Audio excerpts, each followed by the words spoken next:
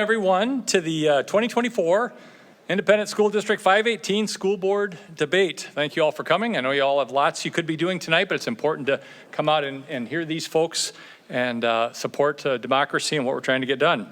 My name is Mike Wool. I'll be the moderator. I want to start off by thanking the Government Affairs Committee of Forward Worthington for hosting tonight. We'll go ahead and list our debaters, our candidates. So Steve Schneider, Darla Agard, Eric Parrish, Kristen Valerius, Ann Mills, and Matt Widboom. It takes a significant commitment to throw your name into any elected official position. So let's start off by giving them a round of applause for participating in the arena.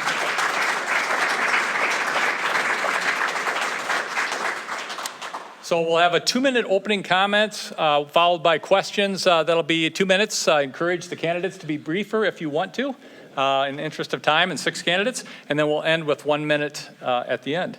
So Mr. Schneider, Steve Schneider first. Thank you, Mike. Thank you, Mike. Is this on? Should be. Okay.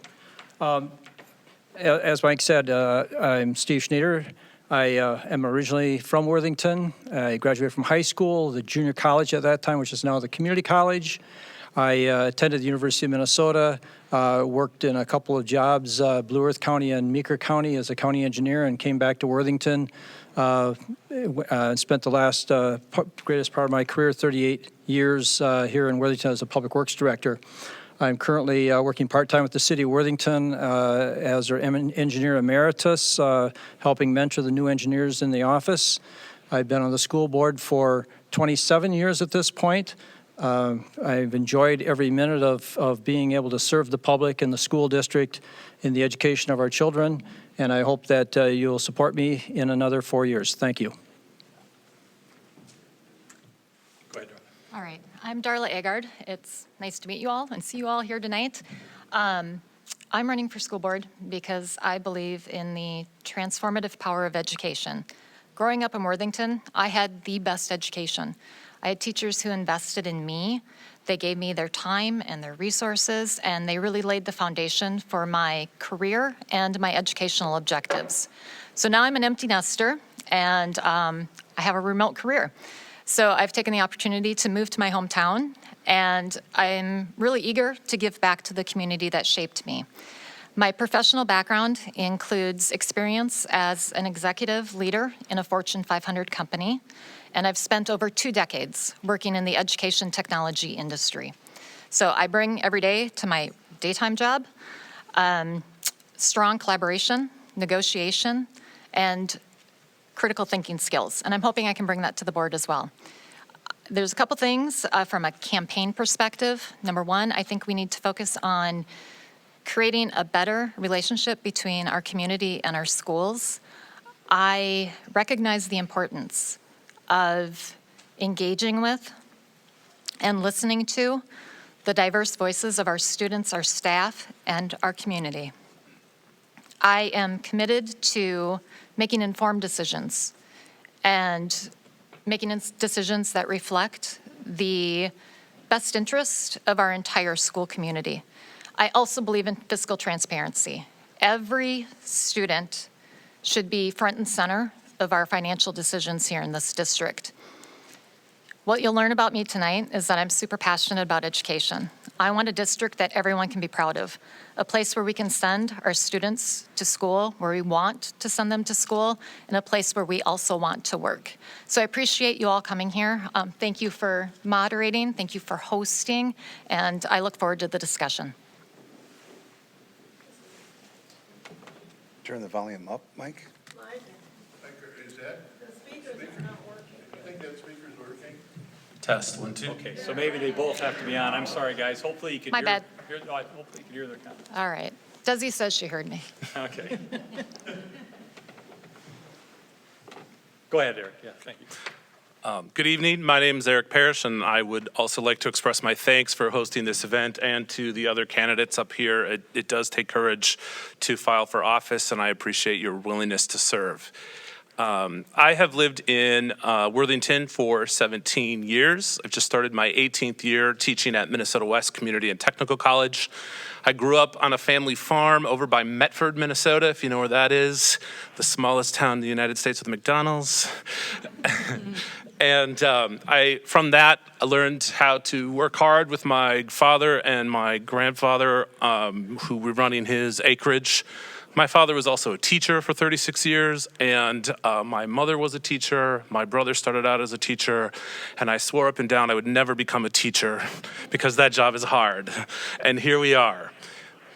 My main reason for running for school board is something that's kind of personal in that as a former employee of District 518, I worked with students in the musical and the fall play, directing those, and I really saw how great our students are and how great our school can be, and I really think that we're doing a lot of things well, but we can do more things better.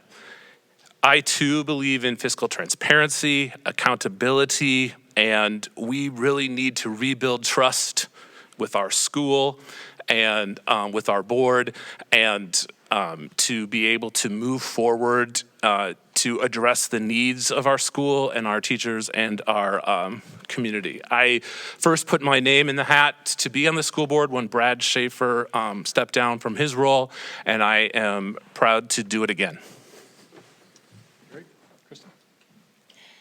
My name is Kristen Walerius, and although I have not lived in Worthington as long as some of the other candidates, I've lived in this area, and I have served in the schools in this area for over 10 years. I was a substitute for many years and absolutely fell in love with the district. And I fell in love with the diversity of the kiddos, and I call them kiddos, but some of them are 18. But I fell in love with that diversity and the beautifulness of the classrooms that include that diversity. And I love teaching. I love being in the classroom. And, I have a story similar to a lot of other people. I come from a long line of teachers. My grandma and my mom were both teachers. My dad was a teacher for about a year. But I love teaching, and I'm passionate about making sure that teachers have what they need to be successful in the classroom, because our students are counting on that. Our students are counting on our teachers being able to have what they need to be successful. And our students need the teachers behind them, and that they know that they can do anything. And to be able to have the teachers that are giving them the skills that they need to be successful for our community. And so a strong school board builds that community, that communication between the community and the teachers and the students, because it's all important. Every piece of that is important, not just one aspect of that. And so that's why I'm running. Good evening, everybody. My name is Ann Mills. I'd like to, like many of the other people, thank you for hosting, and Mike, for you to moderate tonight. I appreciate being here and being able to talk to all of you. I moved to Worthington in 2009 with my husband, and we moved here to take jobs at Minnesota West. I have been an educator for my entire career. I graduated from the University of Minnesota Morris with a degree in biology education. And I immediately started to work in education and have been in public education nearly my entire career. I have spent a few years in private education, but I've taught everything from 6th grade up through university level courses.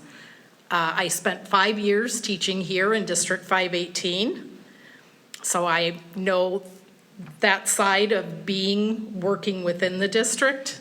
I served on the school board for 2 years previously, and when I left Worthington to move with my husband to Kansas, I had to step down from that position. I am passionate about public education, both in teaching public education and in advocating for public education and the best thing that we can offer for students of the district. My kids graduated from Worthington. I did not. I grew up on a farm, so I'm familiar with rural communities. And yeah, I'm licensed to teach in 5 states, and I hope that you'll consider voting for me because I'd be thrilled to be back on the board.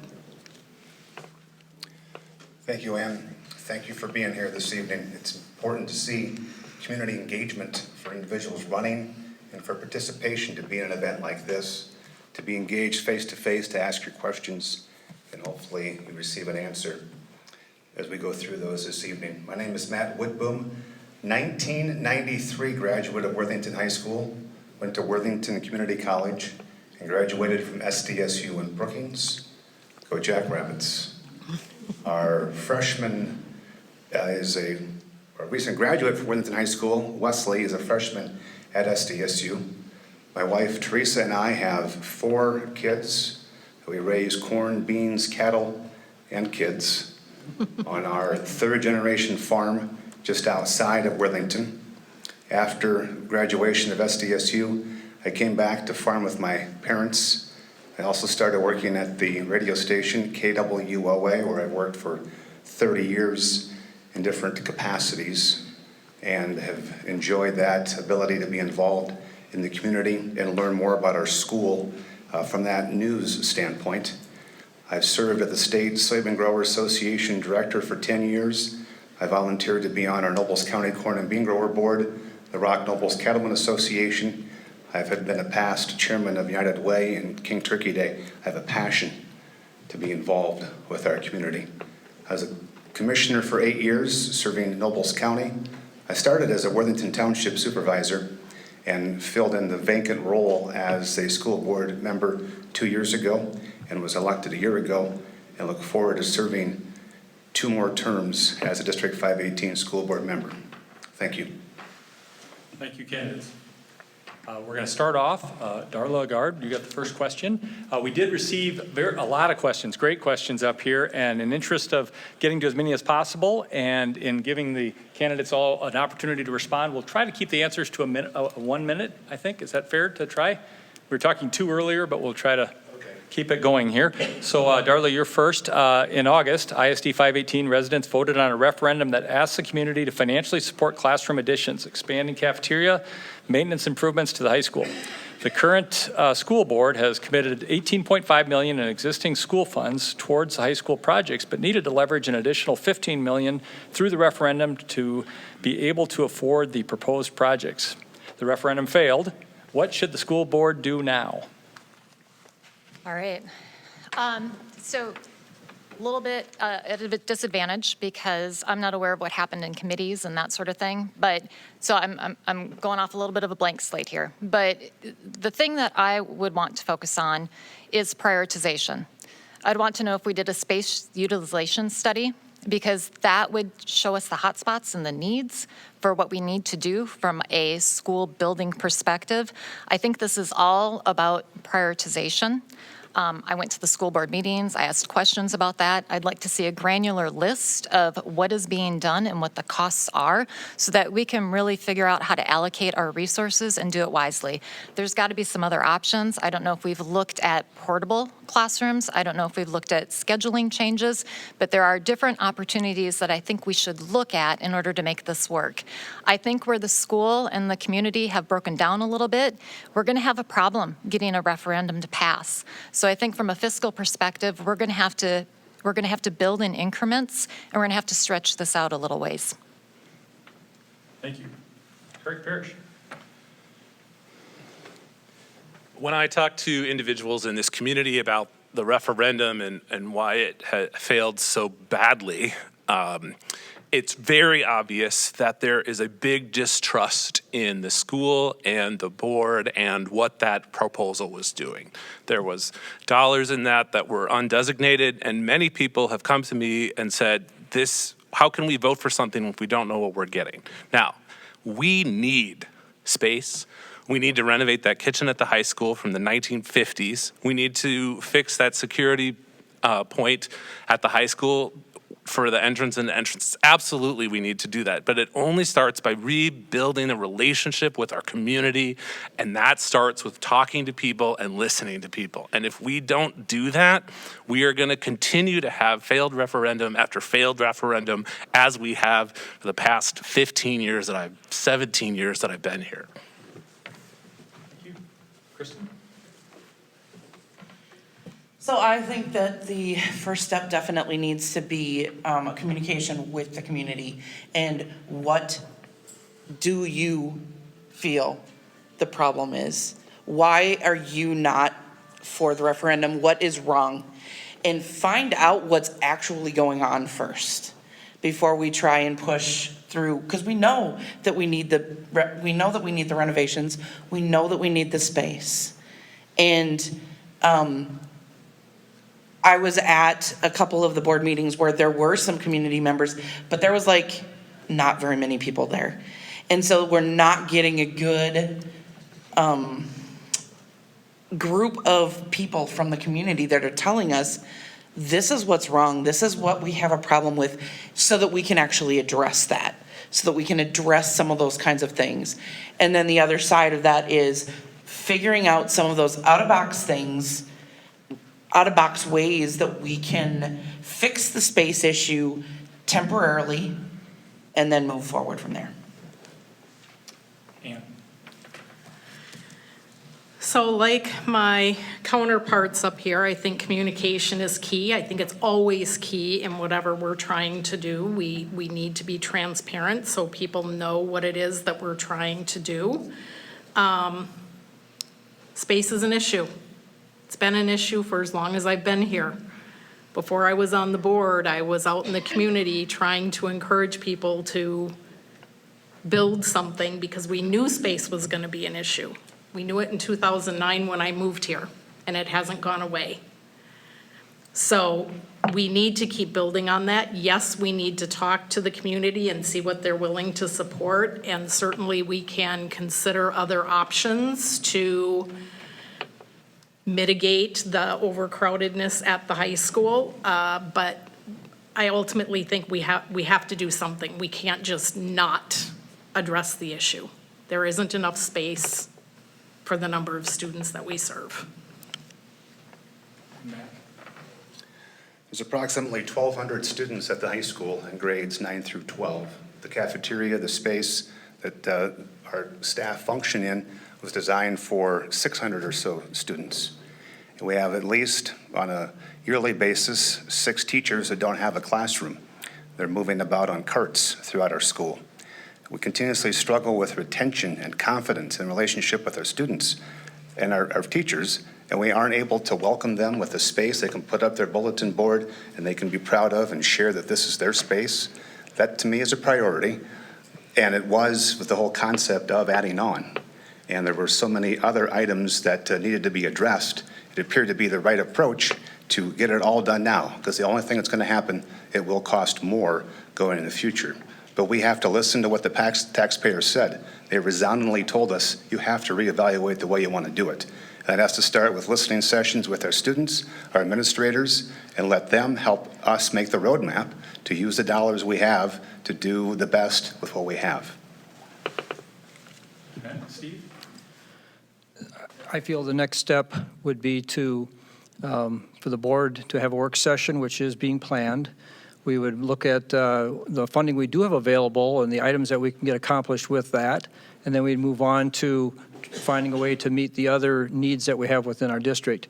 The intent with the school board was not to do it all in one time. The bond obviously was to address all the issues, but we realized too from a scheduling standpoint we're going to have to do it in phases. So first thing probably do is take a look at the money we have, what can we accomplish with what we have at this point. get that scheduled, and then we'll plan for the future in cooperation with our community, with our staff, with anybody else that's interested, to explain to them why we're doing this and why we think it's necessary and the advantages of doing it now compared to doing it later regarding costs. So I think in the long run and stuff, we will be moving ahead with something. It's just a question of how much can we afford now and how much will we be doing later when the community supports something to be done. Can I interrupt just a second? That microphone is really low. If that gain can be brought up, we can hear a lot better. Yeah, thank you. We'll see what we can do, and we can pass mine. And this one's, I think, better, correct?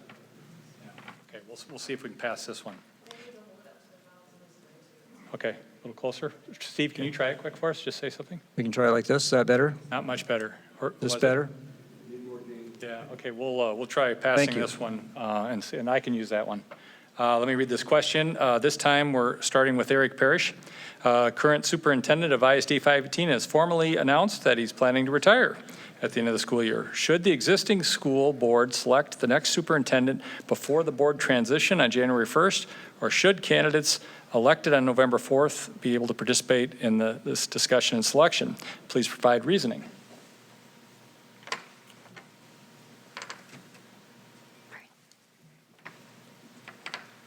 I think it's important that we understand that this timeline was set up by a visitor from the state this week, that the appropriate timeline to do this search process would be starting in October and work through January, February, and March. That is what's been recommended to us, and I concur with that assessment.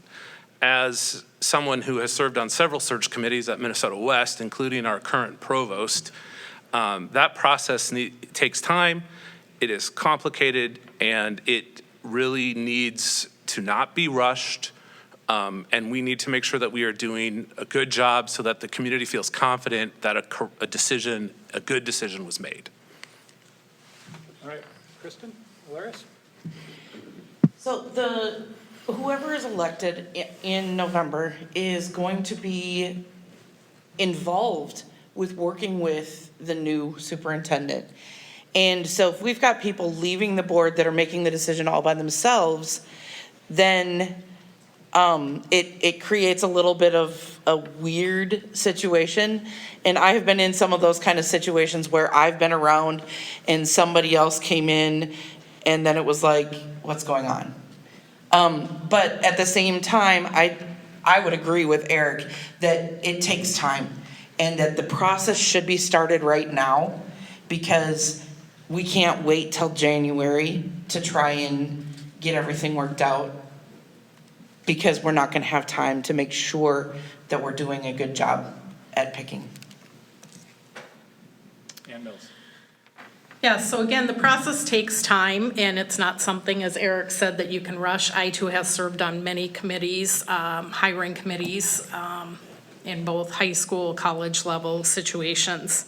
So we probably, the process needs to probably start before the new board is in place in January, because that just gives us too much, doesn't leave us enough time to do it properly and vet everybody that we need to. Those that are elected to the board will have some say, because they will be in place starting January. So whoever is elected to the board will be able to participate in the process. The outgoing people were voted into board positions by the community members. And so they need to start the process so that we make sure that we have enough time. We met with the Minnesota School Board Association leadership a week ago. They gave us a variety of options as to how to proceed with the process. And I felt like the suggestion, the timeline they laid out was a October start with a February to March completion.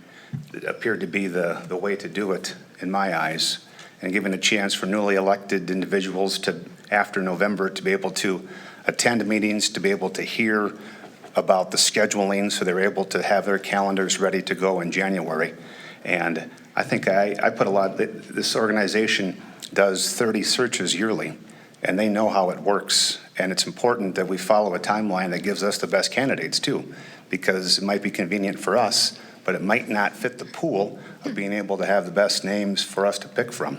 And so I encourage us to follow an example of the route that's been used in the past. Steve Schneider. The process for picking a superintendent, fortunately for Worthington, hasn't happened very often. We've been very lucky to have good superintendents and here for a long period of time. I think that the sooner we get started, the better off we're going to be.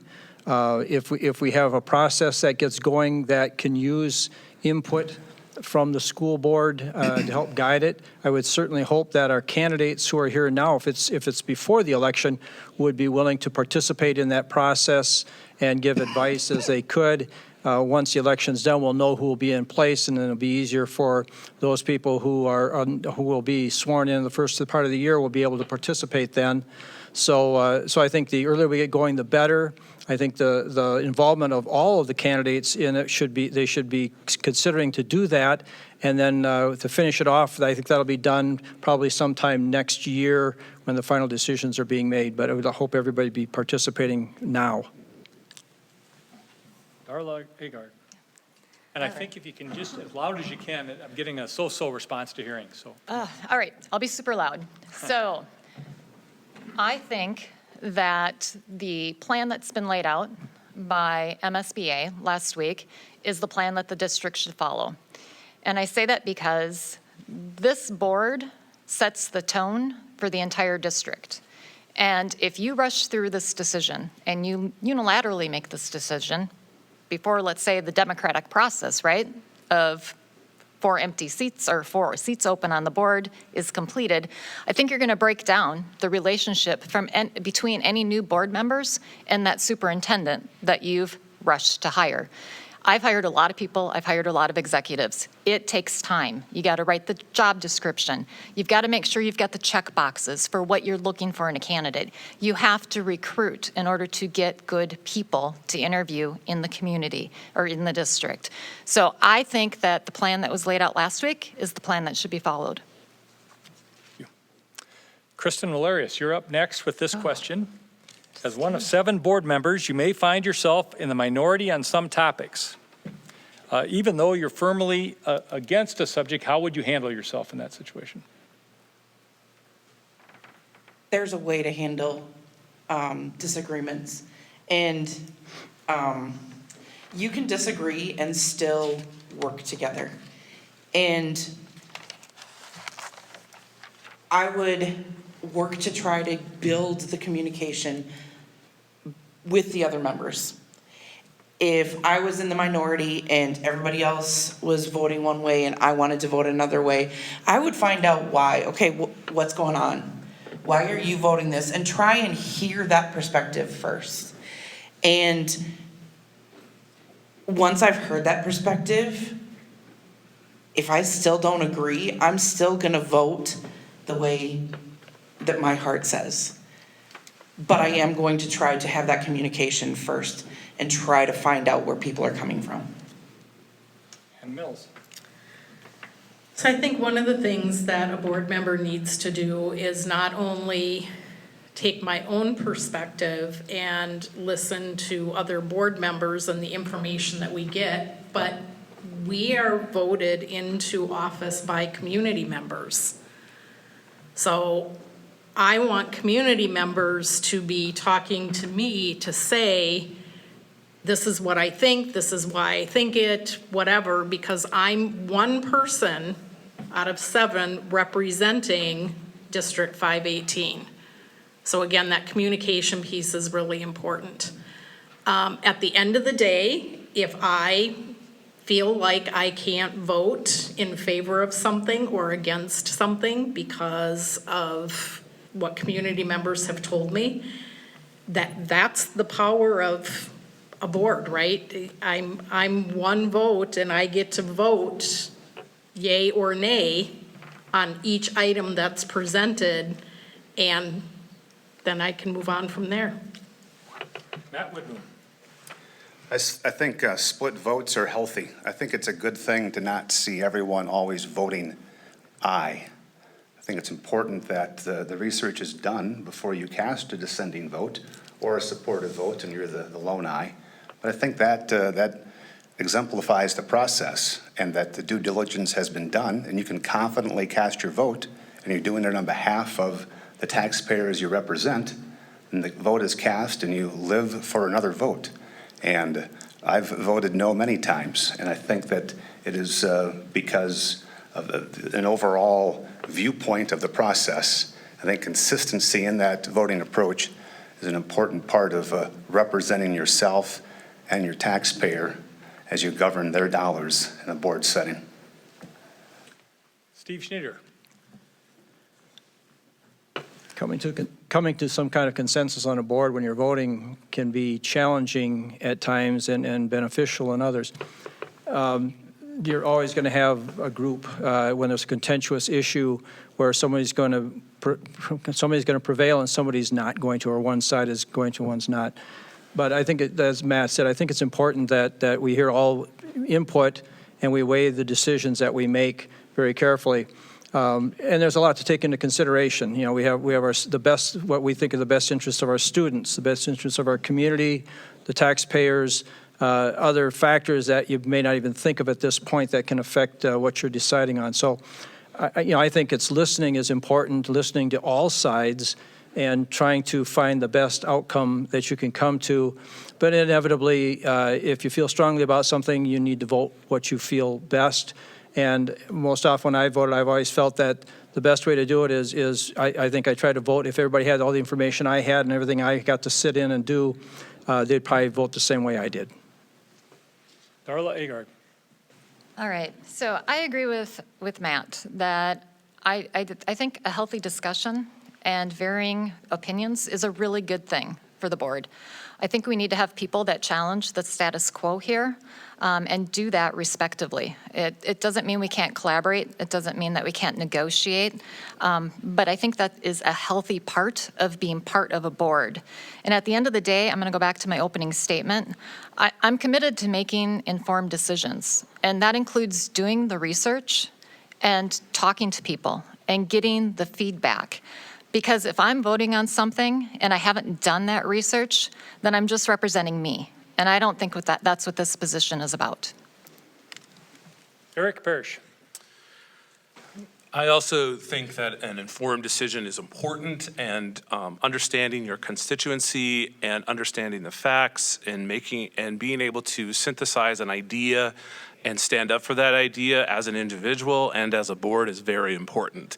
I come from a background in the theater where we work collaboratively a lot, and we're working with many designers, and you're trying to come to a point and a decision which involves many different aspects, many different perspectives, many different experiences, many different skill sets. And when you bring those things together, it helps you be better. I am always better when someone else has a contrary opinion to mine, because it helps me see the world in a new way. It helps me see an issue in a new way.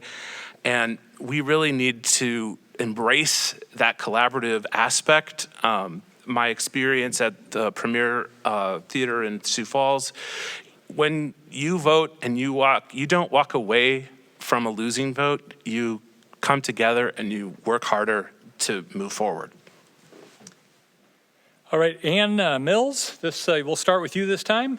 I'm going to combine two of them. What do you think the role of a school board should be, and why did you decide to run? I'm going to take them in reverse order. I decided to run because, as I said in my opening statement, I'm passionate about public education, and I have been for long before I became a teacher. My dad served on the local school board way back when I was in high school. So I think that that's really important, that we have people that are passionate about public education, and I am that person. I'm sorry, Mike, what was the second part of the question? Yeah, what do you think the role of a school board should Yes. be? Role of a board member is to represent the constituents. I'm, again, one person of 7 that is here representing people that live in District 518. And I need to listen to the people and but also do what is best for students. So I wish more people would come to events like this. I wish more people would come to the public input meetings that we have when we have things that, like a building that we need to address, et cetera. Thank you. Matt Widboom. When Mr. Schaefer moved out of the district a few years ago, I put my hat in the ring to be selected by the school board to fill that vacant position. And I did so because I think it's important that the school board has representatives that have kids in the district. At the time, I had 4 kids going to school and attending the classes, and I think that's an important part of being aware of what's happening within the school buildings. And I plan to, the same attitude as when I sought to be a commissioner. I'm a believer in term limits, and I imposed myself an 8-year term there, and I would do 2 terms here representing. And our role is to be listeners and to be able to stand up and speak when we feel it necessary. Steve Schneider. The role of the school board is to set policy and represent the community in the education of our children. And it's important for us to understand our roles compared to what a teacher does or what a custodial person does or anybody else. We aren't there necessarily to teach our children, although we serve a role in their education. We're there to set policy, to manage this district itself. And we do that by getting input from our community, from the staff, from the people we serve, our students and stuff, to best do that. I ran for the school board 27 years ago because I had an interest in continuing to serve the community. I was involved in many of the civic organizations in the community, the Optimist Club, the Kiwanis Club. I was active in my church. I was active in the Catholic school in Worthington. I served on different boards for my profession. I feel it's important that we give back and put time into all aspects of our life, not just concentrate on 1 or 2 areas. So I feel it's important to be active in our community, and I look forward to continuing that activity by serving on the school board. Darla Agard. Yeah, I'm going to take it in reverse order, too. So why did you decide to run?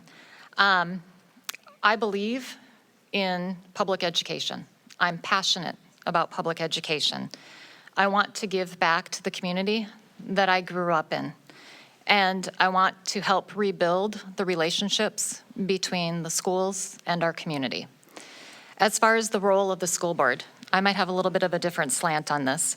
I think the school board should be representing the diverse voices of our students, our staff, and our community. I also think the school board should be bringing innovative solutions to solve the complex challenges that face the district today. Eric Parrish. When I threw my hat in for Mr. Schaefer's seat, I shared a unique perspective with the interview committee that I had, and then that is, as an instructor at Minnesota West, I have a really unique experience of seeing the work of our high school students in comparison to neighboring districts. And I also teach at Mankato State, or Minnesota State Mankato, and also at Central Lakes College in Brainerd.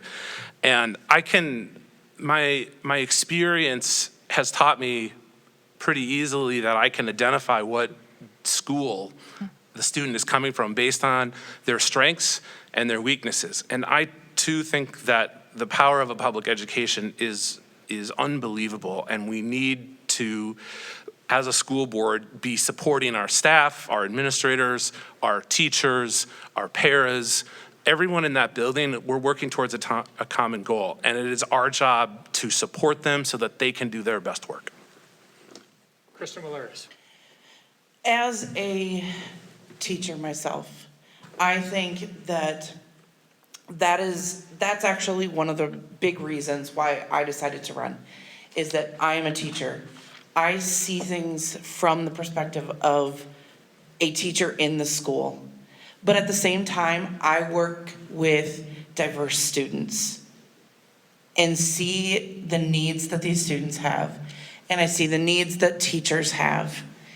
And being in the community, I see some of the needs that are in the community. And I think that a school board member needs to be able to listen to all of that and try and find out the best way to help our schools be the best that they can be, to educate our students. And I think that a teacher being in that role brings a unique perspective of somebody who has actually been in that classroom, in that school district. All right, Matt Widboom, we'll start you off this time. I'm trying to piece three together, so bear with me here. In the past academic school year, the board addressed whether a teacher's Puerto Rican flag and pride poster should be allowed in a classroom. There have also been national and regional discussions on book bans and appropriateness of that. Can you speak to your stance on those issues? A year ago, the process started of addressing an issue that was brought forth from a classroom, and the school board chose to do its best at that time with the information it had to create policy regarding the issue. At that time, I was leery with the idea of creating policy in the heat of the moment. My hope was that we'd be able to step back and not with an emotion-filled head craft policy. That's not a good time to do it. We had to have something to be able to continue to function from a school standpoint if there continued to be concerns that parents had and that teachers had and that students had. It was a heat of the moment decision that in retrospect, we could have stepped back and in the off-season summer when we do a lot of policy work, taken our time and been able to craft something after the instant reaction.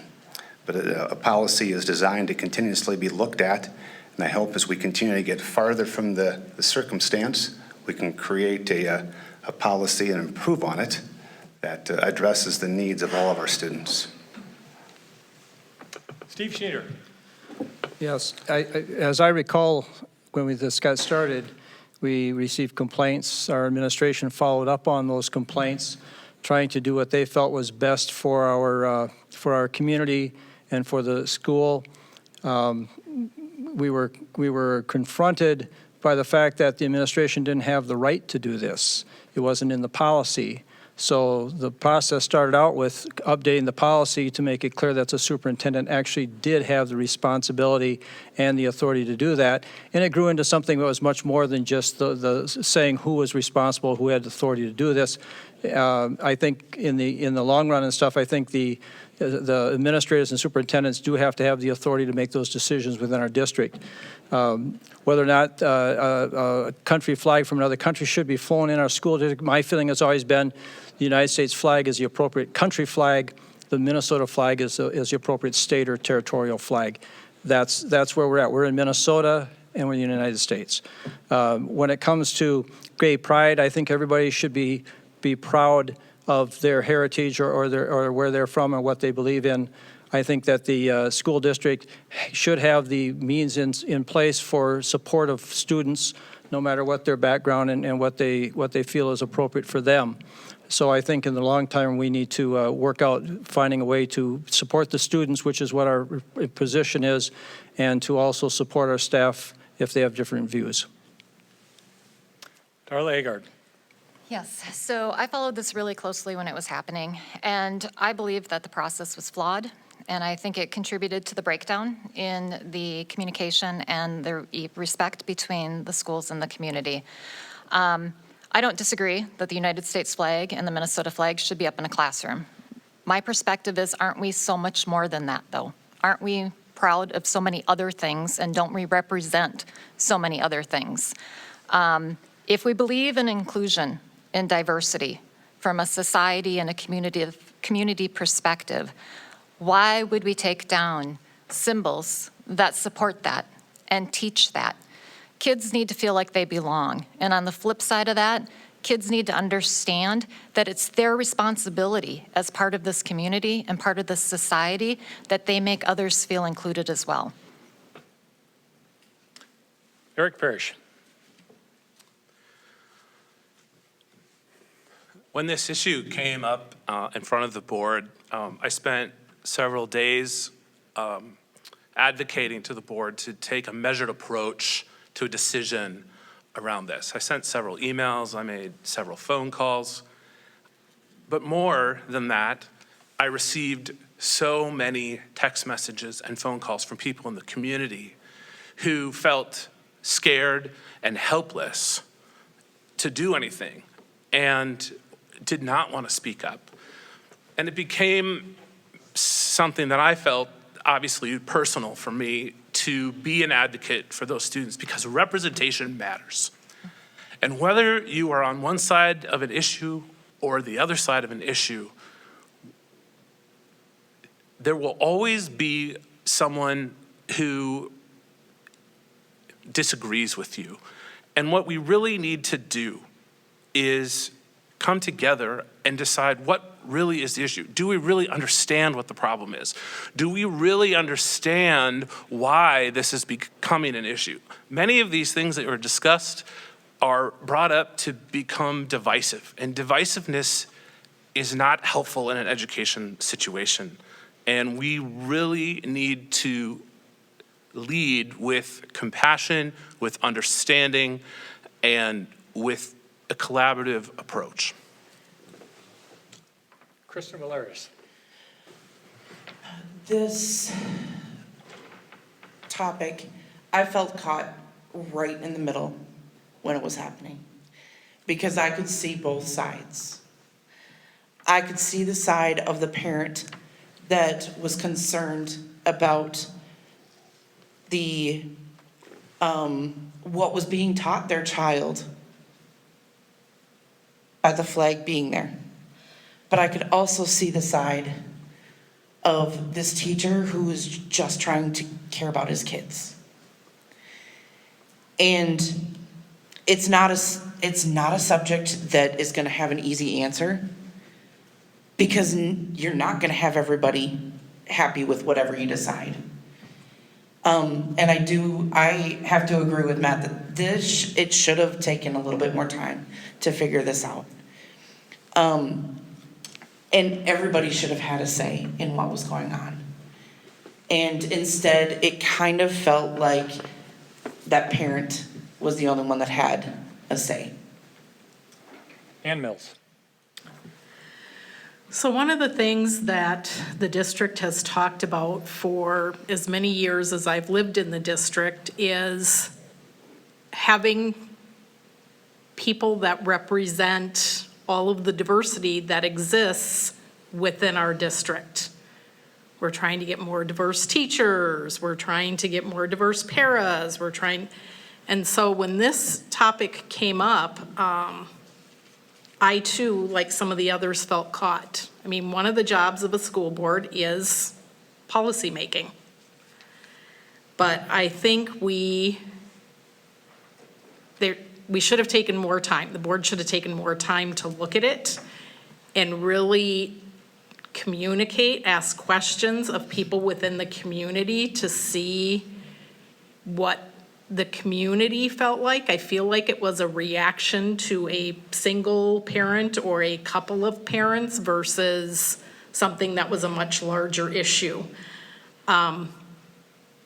I think we started with Matt, so Steve Schneider, right? So Steve Schneider, we'll start with you on this. I think I'm lumping about 7 questions together. They all get to the core of fiscal responsibility. I'm just going to quote a few references. Concerns about common sense spending, concerns about communication, concerns about cost and recruitment of administrators, concerns about at least some national stats that were quoted about increased administrative and spending versus teacher spending or student increases. Communications with taxpayers, and specifically maybe we've built a lot of wonderful facilities from gymnastics to football stadiums, track complex, and now a new hockey arena plans. Can you speak to the spending constraints or focus and if those dollars are being spent in the right directions? Long one, sorry. Spending. Spending. And that's a minute question, right? And that's a minute. Or shorter. Far shorter, okay. Maybe combining all that, let's maybe go 2 minutes. Good suggestion. 2 minutes. Thank you. Yeah, obviously, a big part of the school board responsibility is the budgeting for the district. I think what our school board has been doing for the last 22-plus years has been being very responsible for how the money is being spent. We have a balanced budget. We have reserves in place.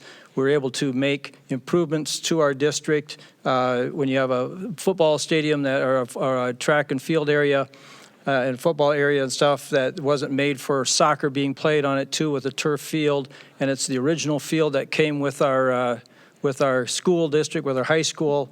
At some point you have to improve your facilities and maintain them, and that's, I think, what we've been pretty much working on, is maintaining our district and keeping up our facilities for our students and for the community.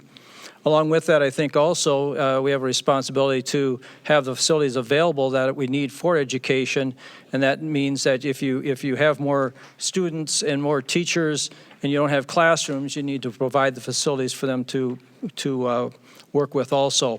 So I think in the long run, the school board has been very fiscally responsible. When the referendum is necessary for something, we ask the taxpayers to vote on that referendum. If they vote it down, it doesn't mean that the need disappeared. It just means that they weren't, the majority of the people weren't supporting at that point, but the need is still there. And as a school board, we do have a responsibility to make sure that the community is aware of that need. It didn't go away. Sometimes if you delay your improvements in the long run, it ends up costing you more. It's not that it doesn't need to be done. It's not probably going to end up being done. It's just a question of how much more you're going to pay for it while you have these delays on trying to convince everybody that this is the right thing to do. So I think in the long run, the school board in the present and past has been very fiscally responsible to have what we have at the cost we have. And I think they'll continue to do that. No matter which members are on the board, they'll continue that fiscal responsibility. Darla Agard. Yes, so from fiscal transparency, I've done a bunch of research, and this district is in very good shape compared to the majority of Minnesota. That being said, I do believe that we need to keep a more careful eye on what we're doing from a financial perspective. And I do think there needs to be a lot more transparency in what's happening here. Students, again, they should be front and center of every financial decision we make. I would like to talk a lot less about facilities and a lot more about how we pay our teachers, how we recruit teachers, how we retain teachers, and how we invest to change the student success that we have here in this district. So if we're going to talk about financial decisions and we're going to talk about fiscal responsibility, I want to talk about the education. And again, going back to the referendum, going back to the build, I do think that the district has enough money to address the highest priority issues. They're going to have to be creative about it, and they're going to have to do this in phases, and they're going to have to do this in increments. But I think they can make that happen. Eric Parrish. Again, my background in nonprofit work is pretty straightforward when it comes to fiscal responsibility, because the bottom line is the bottom line. The checking account says $0 or it says $1, right? And so to talk about finances, we really need to think about what it is that we are investing in.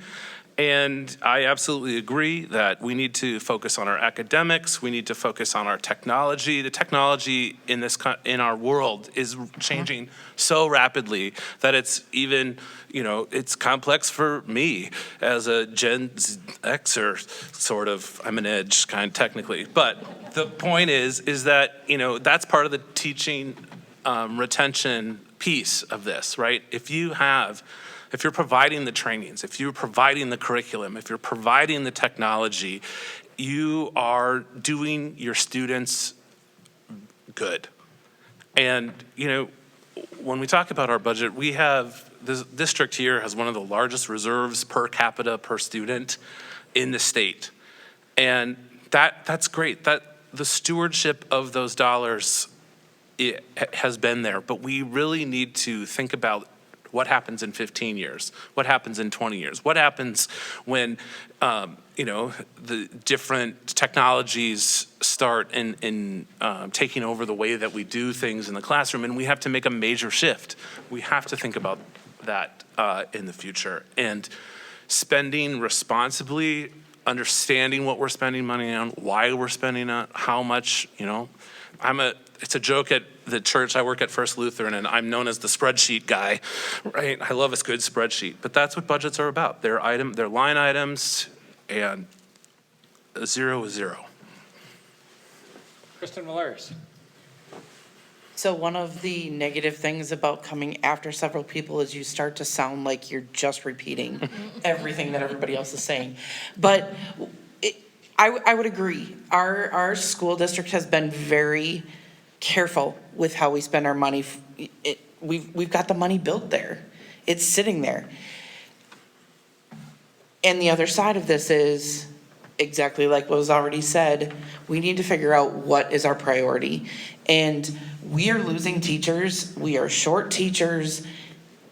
And that hurts the students. And education should be for the students. And if we're not doing something to keep the teachers here and to get the teachers here, then that's going to hurt our students. Building a brand new $50 million sports complex, I'm just over exaggerating here, but that is not going to necessarily draw teachers that are qualified to teach our students. We need to be doing the things to help keep those teachers and to bring those teachers here so that we are actually giving into our students, giving our students what they need to be successful. We need to be giving the teachers what they need to be successful in teaching our students. That's where our money needs to be going. And yes, we need to make sure that we are being very transparent about what we're doing and why we're doing it. Why are we spending this money on such and such? What is the purpose of that? How is that moving forward? What our ultimate purpose actually is. Ann Mills. So having served on the board previously and having continued following it and following it even before I was on the board, I know that the boards that have been in place have been fiscally responsible, and several people have already mentioned that. Like others, I think the educational facilities, the academic piece of spending money needs to be a priority. We are an educational institution. But I also recognize when we do things like putting turf down on the field, it's not only safer for the students, but it also is opportunity for other events to occur, which is bringing revenue to the city of Worthington or Nobles County or whatever the circumstance is. So it's not always very cut and dry. It can be kind of tricky to figure out what does that look like. I think community members are interesting because they have consistently voted no on things like building referendums. I'm thrilled at the number of people that are here tonight. But how many families do we serve in District 518? And this is the representation that we have from the community. I know, having been on the board, we have put out, come to the school buildings, come to the public meeting, come to this event, and we're trying to get the information out, and the public is not coming. They are simply voting no. So we need to do something, and I right now I don't have the answer to try and reach people so that they will come to events like this so that they can hear the information, so that they're actually voting based on knowledge, not just a gut reaction. And I think they're all watching on Cable 3, right, Randy? Matt Whitboom. Into my second year of doing this position as a school board member, it certainly is drinking out of a fire hose. of understanding how the process works and a $72 million budget and one of the higher employers of the town. And the complexity of the funding process was clearly designed just to confuse us, I think, from a state standpoint. But that from a public servant standpoint, we do not have any money. All the money that's allocated to do these programs is your money. So that's our taxpayers' money throughout the state and the nation, and it just comes in a different envelope. And I think that's an important part for us to remember as we're putting those dollars to work in our district. When I was on the soybean grower board, the pledge you took said, can you stand in front of a member and tell him that you spent his money wisely? And I think that's something that I carry with me when I'm making these kinds of decisions as well. And we talk about teacher recruitment and retention, and something that doesn't really cost a lot is culture.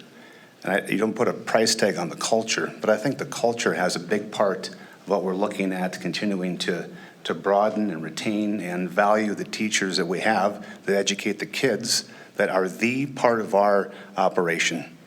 We aren't making widgets or boxes, we're making young people that are gonna go out and represent us here and in the world. And that's the part that we have to remember, that we're one of the most unique businesses that is around. That's a person that's in that classroom that's taking that out of their factory and representing us.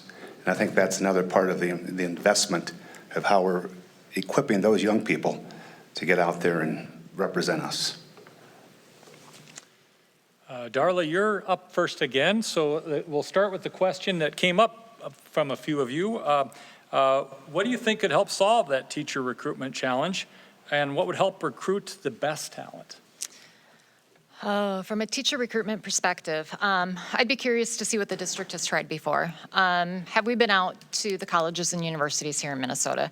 Have we gone to their job fairs? Have we opened up student teaching to Worthington? Are we out there and are we looking for people that might want to come here and explore Worthington and decide that they want to stay? The other piece of it is, I don't know if you've ever explored maybe providing small scholarships to students that are part of an education program that already at the colleges and universities. If we can commit a little bit of money to them while they're in school and have them sign a little bit of agreement, they can come back and work for us for a few years, we might be able to capture some new teachers. I don't know if any of this has been considered, but it's something I would want to do. And what was the second part? The best talent. And the best talent, yeah, if you're not going out and you're not at the colleges and universities and looking for students there, then I think you have to invest in what you have here. So you've got a lot of teachers here, you have a lot of educators here. Don't forget to invest in them and have them so that you can keep them here and you can retain them here. The other thing I'd want to point out is that step and lane compensation model might be something that you want to revisit. I'm pretty sure that that's what's used here, and I think there's a lot of opportunity to make sure that we are paying our teachers a fair wage and that they are getting increases as appropriate. Eric Parrish. As I said in the previous question, the retaining and recruitment of teachers is more than just money. I mean, we tried the cash incentives last year to some success, but not a lot of success. I'm part of the Teacher Pathway program, and I'm aware of how that works out at Minnesota West, where we're trying to recruit our own to come back to our schools, and we've had some success with that. That's evident this year with the new teachers that we're hiring. But for me, if you know me, you've heard me say this multiple times. Worthington is a microcosm of the world, of the United States. And we have a lot of the problems that the United States has in a small way. And we sometimes choose to look at that as a small town, and we sometimes choose to look at that as a big city. And really, for me, the idea of recruiting teachers is, do teachers want to come to our community? What's the civic engagement there? What's our housing crisis? Can a teacher afford to live in Worthington on a starting teaching salary? There are several new teachers this year who are living outside of our community flatly, solely because they can't afford to live here. I think Darla and Eric must be sharing my brain or reading my brain or something. I don't know what's going on here.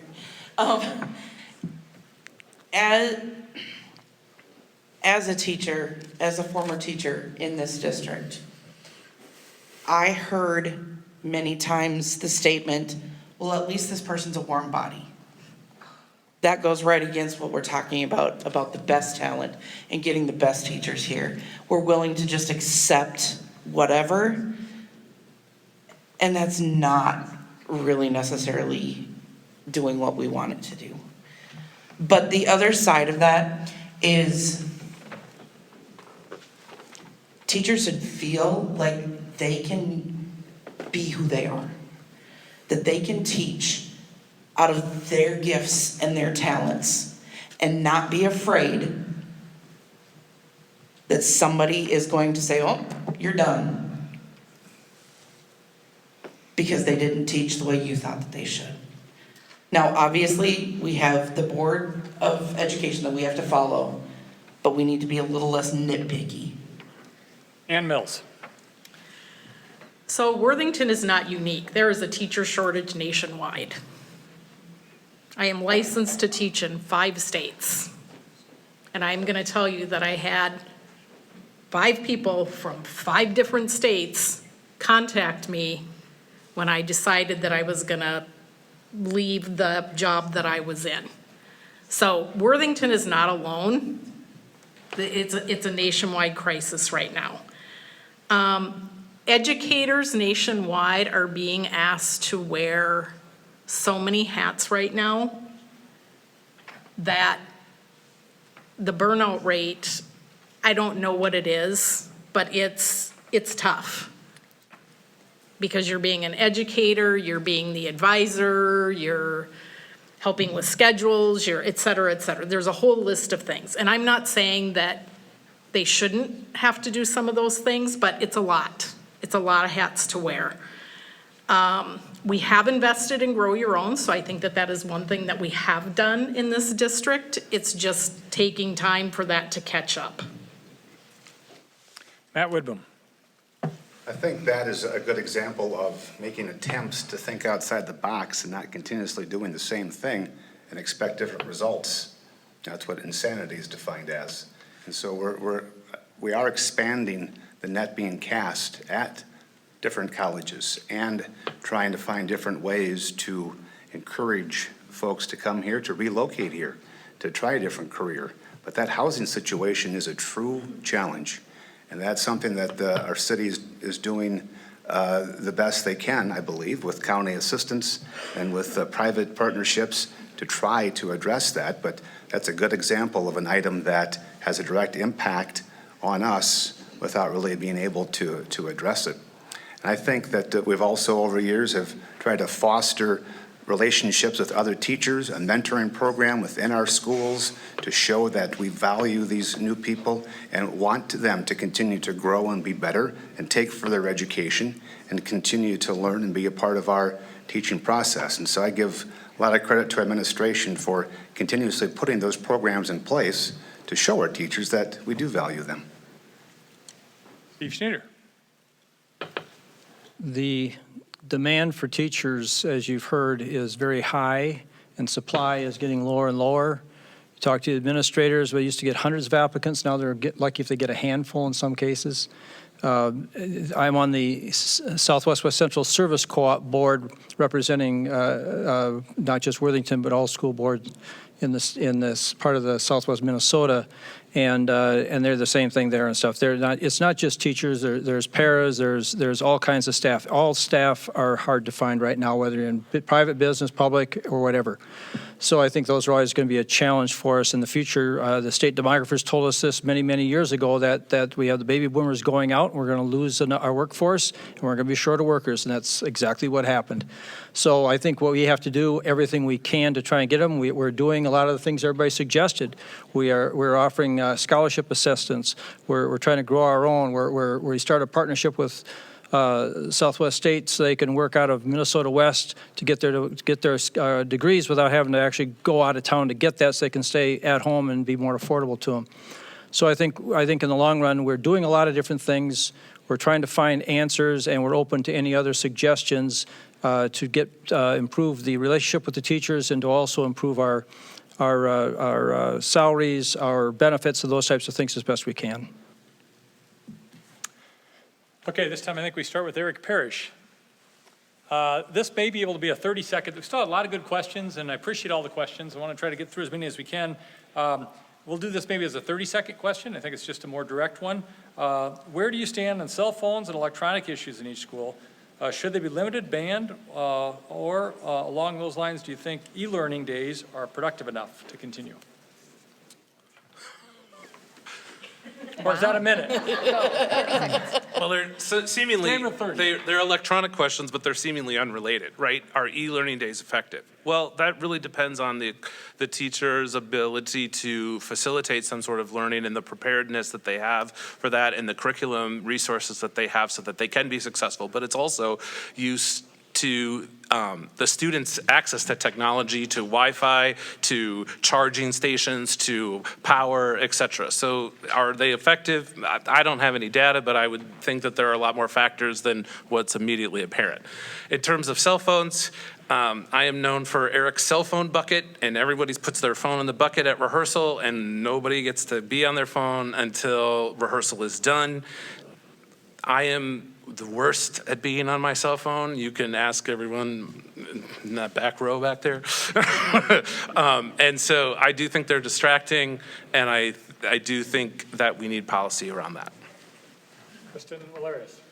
So I started teaching at Pipestone today, and they have an absolutely zero cell phone policy, and I love it. I did not think I was gonna like it, and I love it. I love my kids not being distracted by their phones while I'm trying to talk to them. And then in terms of the e-learning days, I would agree with Eric. It really depends on the teacher. I think if a teacher is really engaged in providing those things that work, I think it really can work. And I think that there's some teachers that just put minimal effort, and those are the instances that it doesn't necessarily work. Ann Mills. I'm gonna rock the boat. I don't have strong feelings about cell phones in classrooms because I have used it at times as a learning tool where I'm asking students to respond to questions and they're actually using their cell phone to engage in the educational process.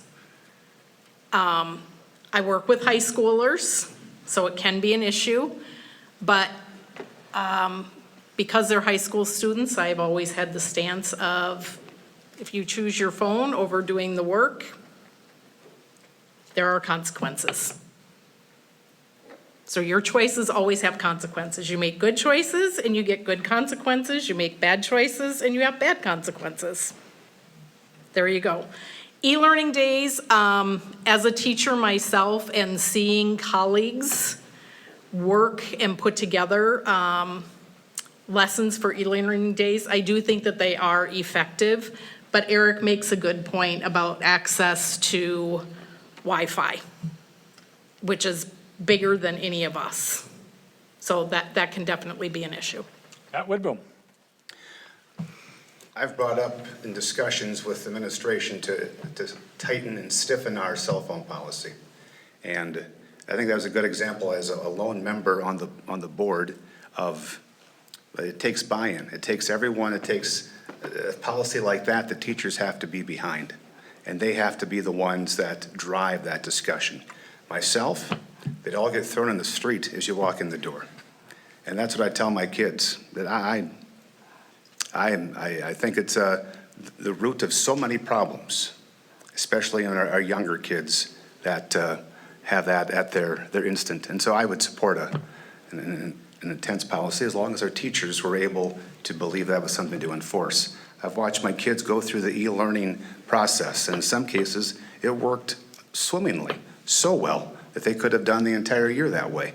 And I think it's a nice tool for us to have to be able to still educate our kids in a snow day or other events where we can't be in the building. Steve Sheeter. E-learning is a great opportunity for us. We have a lot of students who take classes through our program, our electronic program, our VIBE program, and it helps those students catch up and get ahead of classes that they maybe couldn't get or missed out on and need to make up credits. So I think e-learning has a real good place in our educational system. It doesn't necessarily work for everyone, though, and I think you have to be careful that just because we're doing it means kids are learning and stuff. It's a mixed bag. So it has very good results in some cases. In other cases, we just have to watch the student, monitor, make sure it's right for them. Not one size fits all for everyone. When it comes to cell phones, obviously elementary school, kids don't need to have their cell phones. Probably intermediate school. As you get in older and stuff, it's hard for the kids. I think we have too much cell phone time. Everybody, adults and students. I think that we need to be more socially responsible. I was able to listen to a radio program today that was discussing this more on a national level and talking to states that have passed the laws and stuff restricting it.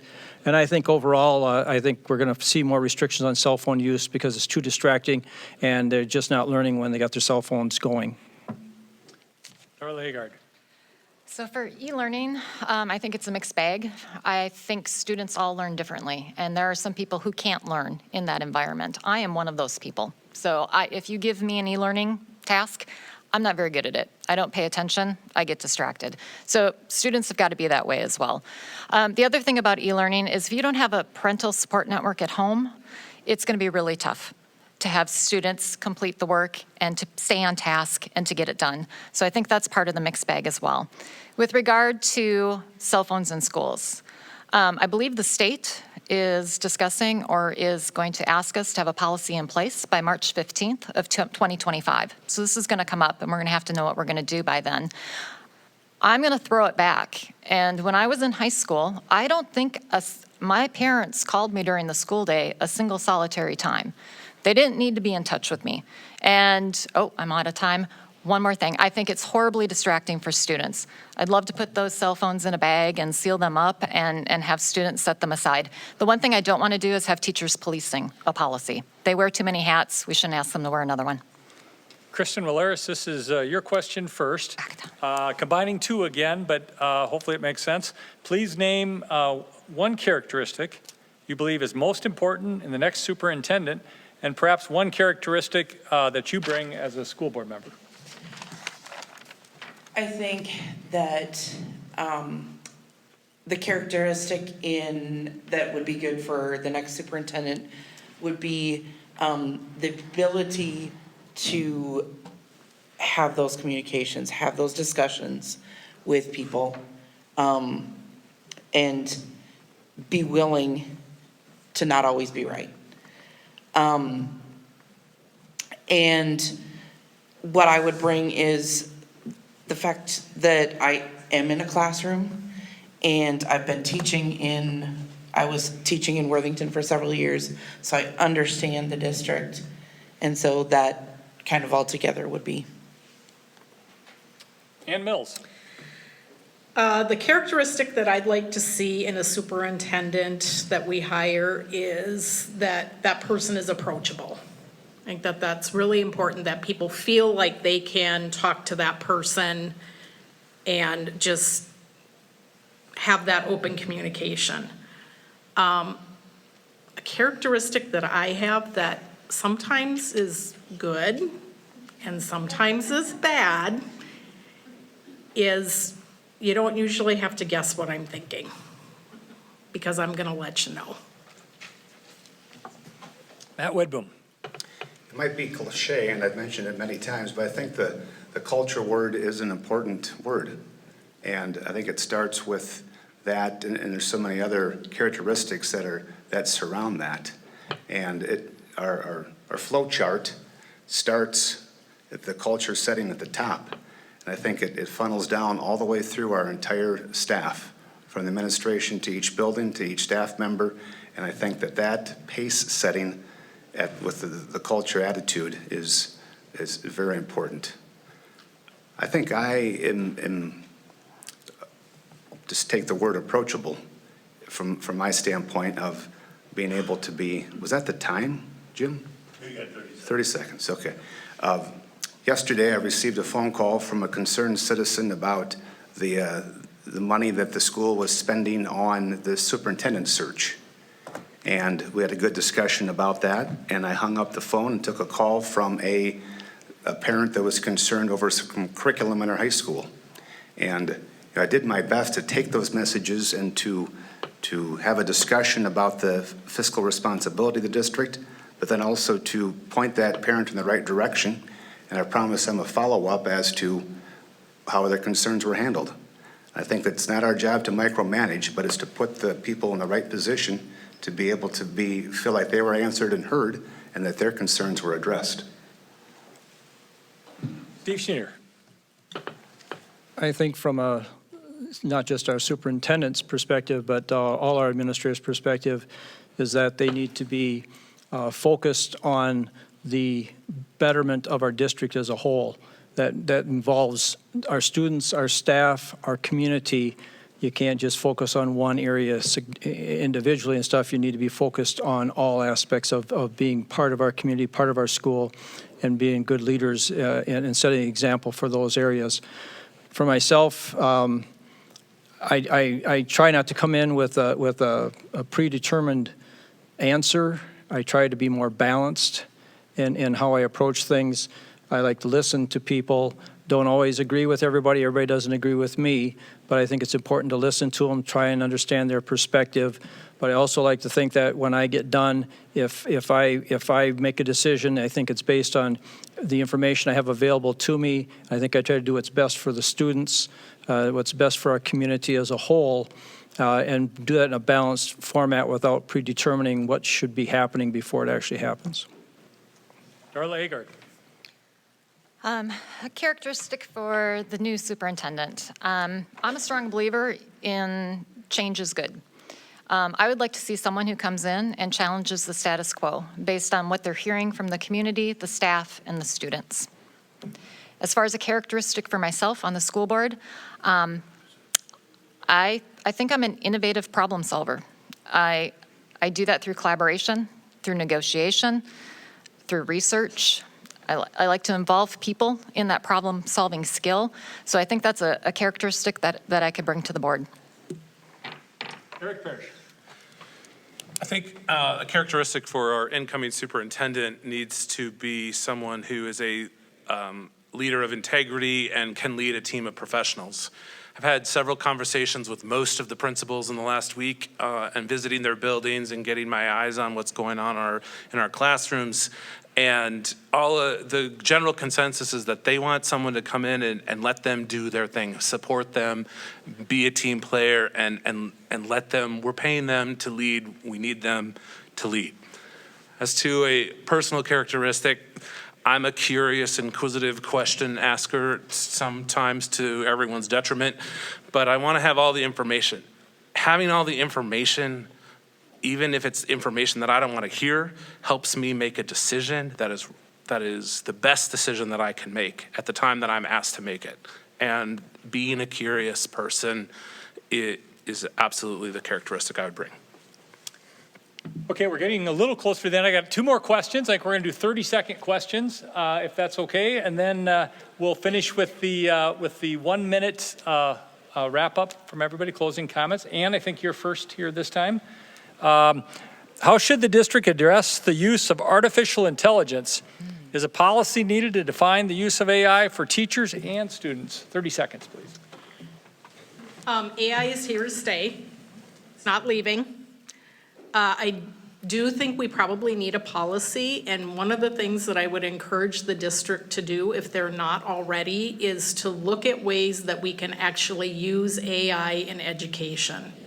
I've been to several conferences, and we're looking at ways to not make it the bad guy.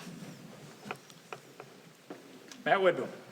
I think this is a good example of locking arms with the other schools throughout our state, because we have a state association that is ahead of us in being aware of it. And let's not chart the territory ourselves. Let's try to be a part of a bigger process to help shape something that works, because this is such a giant thing that we can't do it ourselves. We have to take the professionals and those that are already on top of it and let them help us put a policy that makes sense in our district and throughout the state. Steve Schneider. As we're all aware, artificial intelligence has been with us for some time. It started out small, and now it's gotten to the point where it's a concern. I think like all technology and stuff, it's always going to have good and bad. The good news is it can help us learn, it can help our students do better, it can help us to be more productive, and we can learn better. But with the good always comes the bad, just like cell phones and stuff. Cell phones are great instruments. Started out small, and they grew into something that became problematic now. And I think artificial intelligence is the same thing. We're just going to have to find a balance between what's good and encourage that and what's bad and filter that out. Carla Agard. Yep, AI. I love AI. I use it every single day in my job. The people who report to me, the teams that report to me, use it every single day in their job. This world is going to change. Careers that we have today are going to disappear tomorrow because of AI. I'm not worried about a policy. I'm worried about getting it in our curriculum so that the students understand what's coming and what's going to be available to them. Because as many careers that disappear, new careers are going to pop up for them. And I want them on that cutting edge of that opportunity. Eric Parrish. I was part of the team at Minnesota West that first started looking at this issue, and back when ChatGPT was in still 2.0, I took the opportunity to ask it the same question every Monday for a year because I wanted to see how the answer evolved. The thing is that we still know as educated individuals when it's wrong. Do our students and will the people in the future? That's the thing that scares me about it, right? Just over the summer, it has gained the ability to read a PDF. So every lesson plan that I have used using a PDF so that students can do a homework without the ChatGPT giving it an answer, that's completely out of the window now because it can read that PDF and do the homework for them. I agree that we need to figure out how we can get it into our classroom and make it useful and understand that, but I do think it's much bigger than any of us have the ability to wrap around our mind around. Future moderators, maybe. Mr. Valerius. Short answer, yes, I think we need a policy. The June of 2023, we had the opportunity to take a training with AI, and at the time I was scared to death to even try anything AI. It got my toes wet is about all that training did, but since then I've tried to utilize it a little bit more and tried to work with it to see what I could come up with. And one of the classes that I'm taking right now for my master's is actually talking exactly about that. It's talking about how we can use AI in the classroom. And I think that it just is going to require a little bit more looking into some of those things. Ann Mills. No, Oh, did we do that already? You started? I just started. Oh, sorry, thank you. Okay. Only time I did that tonight, though. It right? is. So I'm pretty good. I was kind of worried about that. Matt Woodboom, we're going to start you off with a final question. We'll go with 30 seconds here again. I'm going to combine a couple. How do you think, or how do you determine if our school is successful? And maybe add to that, what do you think could be done to improve test scores?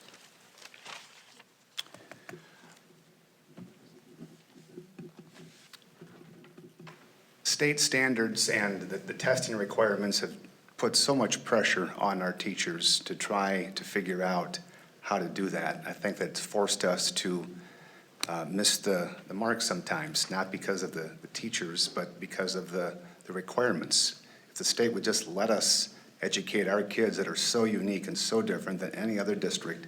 We have kids that aren't here to learn Algebra 3. They're here to figure out how to wire their house and how to balance their checkbook. I know that's not a realistic thing because of the state standards, but if we just, when we have the opportunity to try to craft something to work for our kids, I think that is such an important part of being able to do that when we have an opportunity to. Steve Schneider. Yeah, I think judging our students as a group, we segregate them and we break them down into smaller smaller areas, and then we see how that group is doing compared to another group. I think every student learns as they go. Some learn better and faster than others. Some need a little bit more help than others. But I think it's more important for us to judge the progress that each student makes individually, comparing how we are doing as a school as a whole, especially when you compare us to the rest of the state. When we have students that come into our community and struggle with the English language, maybe don't have a lot of formal education, all those types of factors come into how fast they're going to learn, how they're going to proceed, and how they're going to show up on state tests. So it's not a good thing to compare us that way. As far as what to do, I think we just need to continue to help the students learn as quickly as they can by having special programs for those who need extra help, like learning to read by third grade is really key to learning it all. Darla Agard. Determining whether or not the school is successful, I think it's a variety of factors. It's graduation rates, it's test scores, it's growth of students, it's the retaining of instructors. I think how you weight the variety of factors really depends on what you're looking for and the metric that you want to look at and work from. I think we have to look at all of it. We have to double down on where we're successful. We need to focus where we're not. But at the end of the day, students across the entire state are struggling right now. We are in a post-COVID struggle with getting kids at the level that we want them to be at and getting the student success where we would expect it to be. So we're going to have to be creative about it. We're going to have to look at it a variety of ways, and we're going to have to treat every individual student differently and meet them where they're at. Eric Parrish. I think it's easy for all of us to say that the post-COVID world and the shutdown damaged our test scores, right? But I think what we really have to take away from that information is it's really about attendance. It's about students being in the classroom, whether that's unexcused absences, whether that's family vacations. If the student is not there learning, then what are they learning? That comes down to scheduling. That comes down to support from the county in terms of attendance policy, support from our social workers. I mean, all of this, again, our school is not in a silo. We exist in our city and in our county, and those support systems need to be in play at addressing our attendance policy, which puts kids in the room so that they can succeed and learn. Kristen Willaris. Okay, there it was. So all students are smart at something. And I think that one of the things that determines the success of a school district is when those kids know that. When the kids leaving the school know that they are smart at something. It's different for every student, but they are smart at something and they need to know that. And when it comes to test scores, it's hard because you have kids who do not know English who are taking a test completely in English, and their scores pull everybody else's score, the average, down. And that's a really hard thing. And so it's not an easy solution because you're trying to help those students learn enough English that they can pass the test, but then you're also trying to help everybody else to be able to pass just normal. Ann Mills.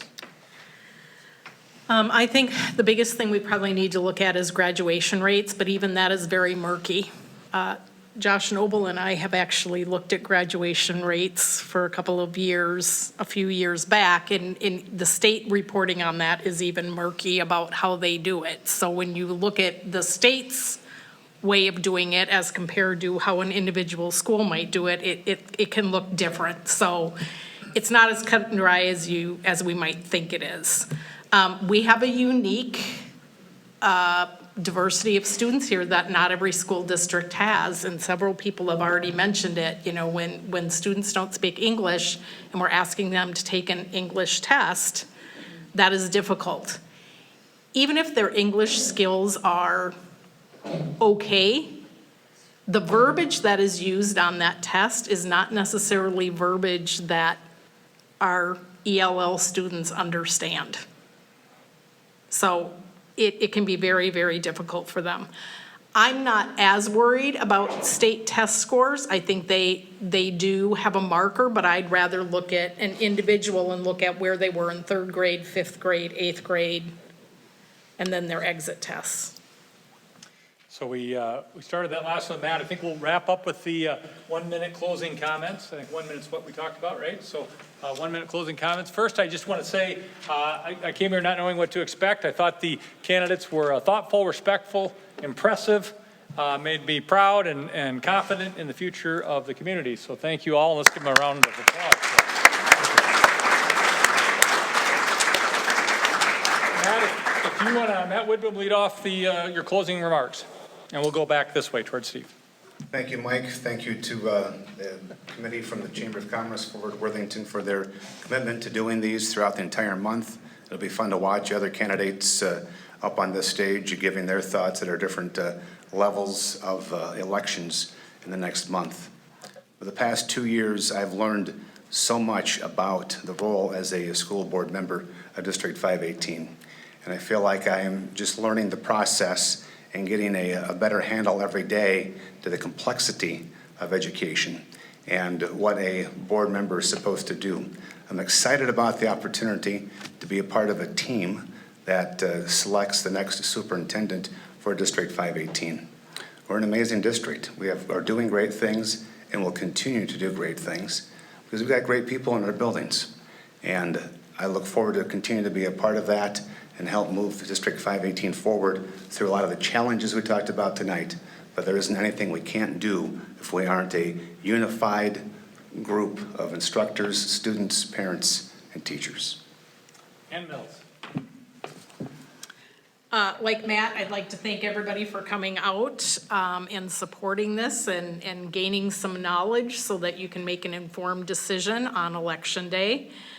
I think I have a unique perspective, having been both an educator in District 518 for 6 years and having served on the board previously. So I have a unique blend of looking at both what's happening in the building and then what's happening from the board standpoint. So I would like to have the community support me so that I can take on the challenges that I know are in front of the board in terms of hiring a new superintendent, in terms of our space issues, state test scores. All of those things are challenges that we have been dealing with, and we need to continue to try and seek out innovative ways to address those issues. Kristen Willeris. I also want to thank everyone for being here and being able to share my heart with some of the people in the community. And like Ann said, that she has a unique perspective being able to be a teacher and on the board before. And I also have a unique perspective working with, as a teacher, working with diverse students and working in the community in several different places. And I have been able to be a part of all of that. And I have a unique ability to be a voice for so many different people in our community, the teachers, the students, and others in the community because of being a part of all of that. And so I would really appreciate your vote and giving me the opportunity to be able to be a part of this district going forward and continuing to meet the needs of our students. Eric Parrish. Since we're on the unique train, I too have a unique perspective. Having been a theater director with the school district for several years, and also, like I said earlier, with my perspective of working with students from all of the surrounding school districts, that really informs me a lot about what we're doing well and what we could do better. Change is inevitable, right? We will have, do the math, we will have 2 people new to the school board, and one of those 2 people will be a woman. And I think that's great. It really depends on you all, how much change you want to see and what you want that change to be. For me, we have to do the work to rebuild the trust in our district, in our board, in our superintendent from the community. And that means going to the community, listening, doing the work, and I am willing to step up to do that. Darla Agard. All right. Thank you all again for coming tonight. I just want to close by reiterating how dedicated I am to ensuring that every student in this district gets a quality education, or at least a chance for a quality education. I'm passionate about building an environment here where the students and the staff can thrive. My commitment to this board would be unwavering. I've got the time and the energy that I want to dedicate to serving you. Going on the unique train, I do think I have a very unique perspective as well that I can bring to the board. 2 decades plus in the education technology industry is very different than from anyone else that's up here tonight. I can bring that new perspective and bring maybe something different that can help the board in the challenges that they're facing right now in the district, the challenges that they're facing. So I just want to conclude. Thank you again for coming tonight, and I look forward to hopefully working with you all to making our schools the best possible places that they can be. And Steve Schneider. I really appreciate everybody coming tonight and those who are viewing us live to take your time out this evening to hear what we have to say and to meet 4 new people that they have to choose along with 2 existing people running for office. 27 years on the board. I've seen a lot of good times on the board. I've seen a lot of tough times on the board, tough decisions. I'm appreciative of the staff we have and the administrators we have and how they've led us to the point we are today, being fiscally sound. We've made a lot of changes over the years to be able to adjust to our changing population, to the changing challenges that we face, and to the new challenges that are be coming up for us in the near future and on into the future. I would more than welcome serving on the board 4 more years. I've enjoyed the last 27. I've served on the Minnesota State Service Co-op Board of Directors. I'm on the Southwest Regional Development Commission. I'm on the Regional Development Commission, and I am active in my community. I always have been, and I probably always will be. I hope you'll find it in your hearts for everybody to at least go out and vote, and I hope you all vote for me. Thank you. All right, well, that concludes our District 518 school board debate for 2024. As some of the candidates alluded to, 4 of the 6 will be selected. So get out and vote and do your due diligence talking to those folks. I want to thank again the Forward Committee, the Governance Committee that was involved, especially Jim and Zuby for timing and doing a great job, and Randy, but thanks for being here with Cable 3 recording. With that, thank you all also for being here.